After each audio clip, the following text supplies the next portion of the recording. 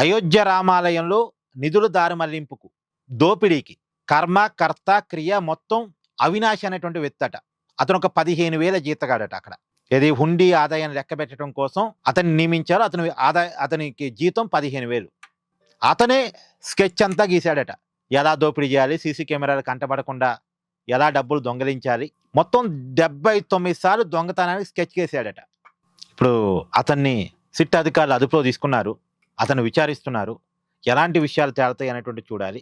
కానీ ఈ 15,000 జీతగాడు ₹250,000కి కన్నేశాడు. Easy money కదా, కళ్ళ ముందు డబ్బు కనపడుతుంది.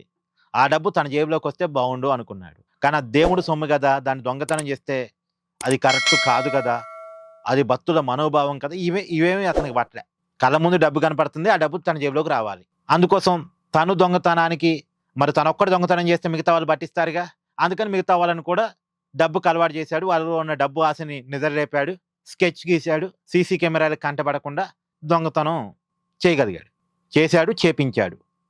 అతను చేయడంతో పాటు వీళ్ళందరితో చేపించాడు. అందరూ కలిసి ₹1,00,00,000 గాజేశారు. ఇప్పుడు అదొక పెద్ద వివాదంగా కూర్చుంది. మొత్తం అయోధ్య రామాలయం వెనకాల చాలా పెద్ద పోరాటం ఉందండి. చాలా పెద్ద భావోద్వేగం ఉంది. ఆ పోరాటానికి కూడా చాలా పెద్ద పునాది ఉంది. ఎంతో మంది ప్రాణత్యాగం ఉంది. కానీ అదంతా వీళ్ళు చేసిన అవినీతి వల్ల, ఈ నిధుల దారి మళ్లింపు వల్ల ఆ పోరాటం అంతా పక్కకు పోయినట్టయింది. ఆ భావోద్వేగం అంతా కూడా నీరు గారిపోయినట్టయింది. దానికోసం జరిగిన ప్రాణత్యాగాలకి విలువ లేకుండా పోయినట్టయింది. ఏమనాలి? ఇలాంటి వాళ్ళని ఏం చేయాలి? Thank you. Please do like, share and subscribe this channel.